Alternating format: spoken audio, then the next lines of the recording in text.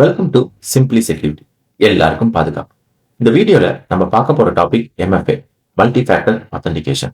இப்போ உதாரணத்துக்கு நம்ம ஜிமெயில் லாகின் பண்ண யூசர் நேம் அண்ட் பாஸ்வேர்ட் மட்டும் யூஸ் பண்றோம்னா அவ்வளவுதாங்க, ஜோலி முடிஞ்சு. இன்னைக்கு தேதியில பாஸ்வேர்ட்லாம் ஈஸியா ஹேக் பண்ணிடுறாங்க. மல்டி ஃபேக்டர் ஆத்தென்டிகேஷன் ஒரே வரியில சொல்லணும்னா எக்ஸ்ட்ரா லேயர் ஆஃப் செக்யூரிட்டி. எப்படின்னு பாத்தீங்கன்னா, இப்போ நம்ம அதே ஜிமெயில் அக்கௌண்ட் எக்ஸாம்பிளா வச்சுப்போம். உங்களோட யூசர் நேம் அண்ட் பாஸ்வேர்ட் நீங்க யூஸ் பண்ணுவீங்க.